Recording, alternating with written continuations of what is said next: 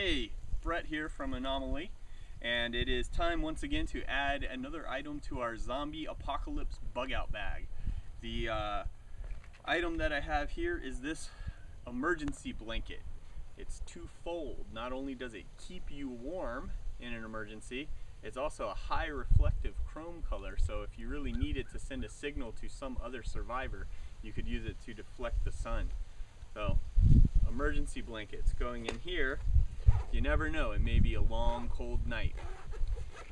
We're here at some replicas of Cherokee dwellings outside of Fort Loudon in Tennessee, and one of the things that I wanted to show you was how the Cherokee natives had a summer dwelling that they would go to in the warm climate, and then in the winter they would relocate to another area where they would have something more like this, which is typical of a winter dwelling.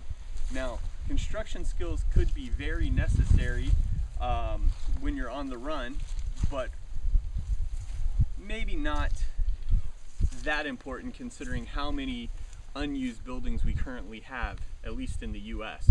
We probably have more unoccupied buildings than we actually have people. One thing though that would come in handy would be armaments like this replica of a British fort here with the bastions.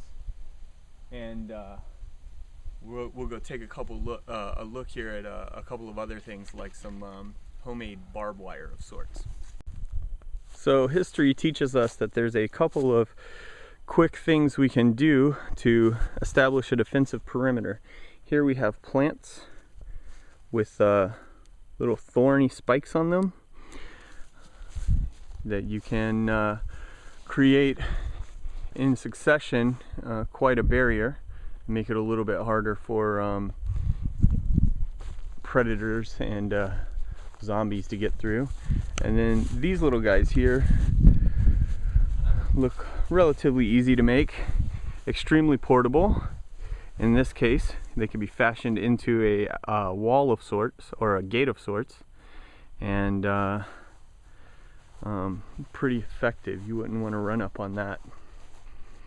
And then we talked again about these nice tall walls.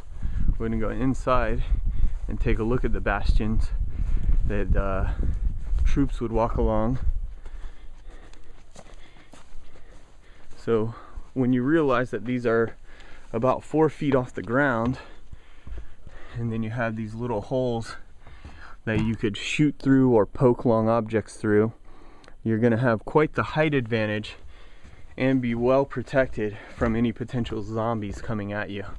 And this walkway pretty much goes around the perimeter of the wall here. At the far end, in historic times, we would actually have cannons mounted up here. I don't think we have to worry about that so much for The Walking Dead though, right? Cool. Fort Loudon, Tennessee.